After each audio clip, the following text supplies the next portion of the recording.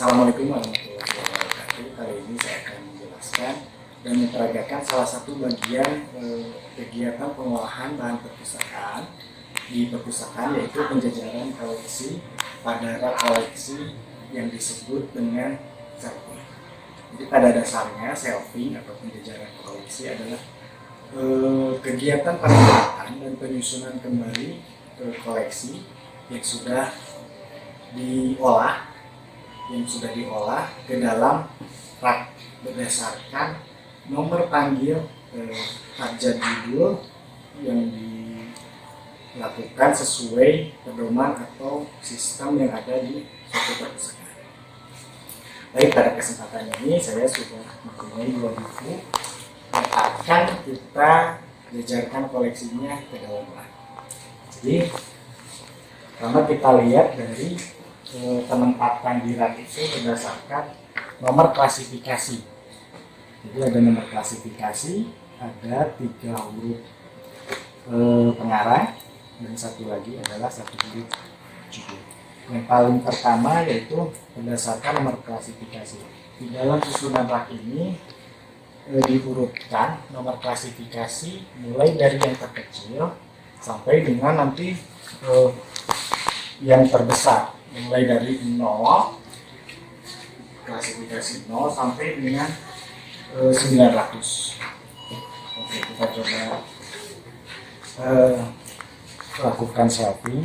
Ini nomor 499, 223, 203. Kita lihat susunan yang sudah ada di rak itu kita harus mengurutkan sesuai dari angkanya. Jadi angka yang terkecil harus di sebelah sini, nanti ini kita masuk sesuai urutannya. Jadi yang ini kita masukkan di sini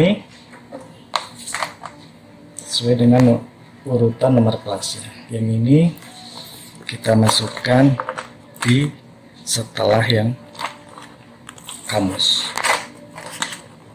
Setelah dimasukkan, kita juga harus memperhitungkan atau mengosongkan sebagian besar space yang ada di rak, karena kemungkinan nanti koleksi akan diupdate dan si jajaran rak ini masih ada space buat nanti update koleksi.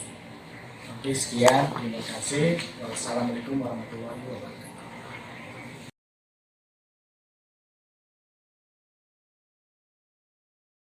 Assalamualaikum warahmatullahi wabarakatuh. Waalaikumsalam warahmatullahi wabarakatuh. Kali ini saya coba menjelaskan tentang kebutuhan administratif pada pengelolaan koleksi buku kepada para pustakawan baru.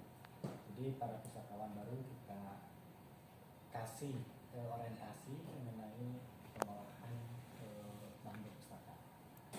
Di tahap awalnya kita kasih gambaran umum tentang pentingnya pengelolaan koleksi bahan pustaka di perpustakaan, di mana pengelolaan itu memberikan aksesibilitas, kemudian pemeliharaan dan penggunaan koleksi oleh pustaka.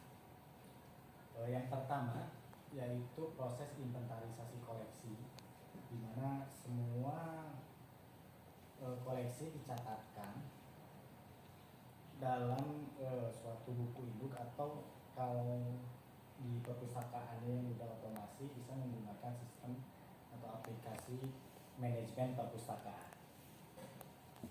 Kemudian kedua yaitu adalah proses katalogisasi, di mana proses itu memberikan nomor atau angka berdasarkan pedoman pengelolaan bahan pustaka menggunakan pedoman AACR 2, di mana pedoman ini dipakai di banyak perpustakaan sebagai pedoman penomoran nomor klasifikasi. Tujuannya agar data itu menjadi sistematis.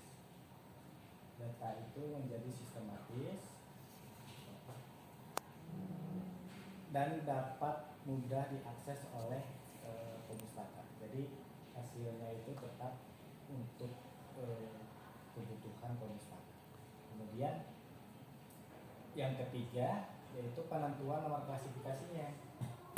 Yaitu seperti yang tadi disebutkan bahwa penomoran klasifikasi didasarkan atau mempunyai pedoman dari standar ASEAN 2. Kemudian yang keempat, terakhir, yaitu pemeliharaan koleksi, di mana semua koleksi harus dijaga kondisi fisiknya agar setiap koleksi itu dalam kondisi prima. Dimana kalau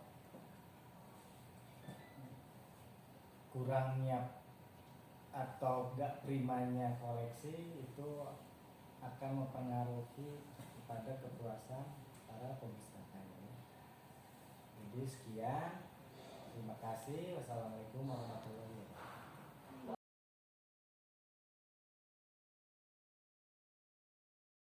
Assalamualaikum warahmatullahi wabarakatuh. Kali ini saya akan menjelaskan tentang langkah-langkah proses peminjaman koleksi buku langka dengan menggunakan e-design. Pertama, masuk ke menu sirkulasi, entry peminjaman.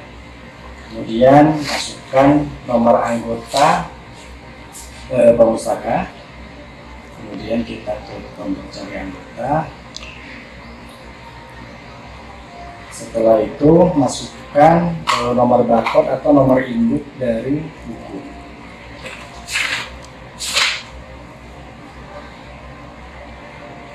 Klik OK.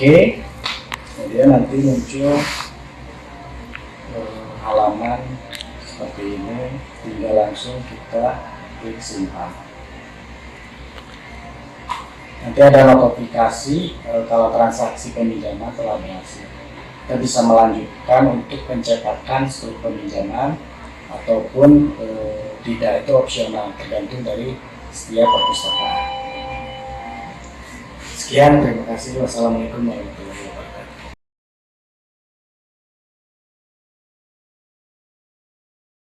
Baik, kali ini kita coba mempresentasikan tentang penanganan anti korupsi buat pustakawan baru yang baru masuk ke lingkungan Dispusdikda Provinsi Jawa Barat. Jadi berdasarkan Undang-Undang Nomor 31 Tahun 1999 di pasal 2 berbunyi korupsi adalah setiap orang yang secara melawan hukum melakukan perbuatan memperkaya diri sendiri ataupun orang lain ataupun korporasi yang dapat merugikan keuangan negara atau perekonomian negara. Kemudian di pasal 3 berbunyi setiap orang yang dengan tujuan menguntungkan diri sendiri atau orang lain atau suatu korporasi menyalahgunakan kewenangannya, kesempatan atau sarana yang ada padanya pada jabatan atau kedudukan yang dapat merugikan keuangan negara atau perekonomian negara.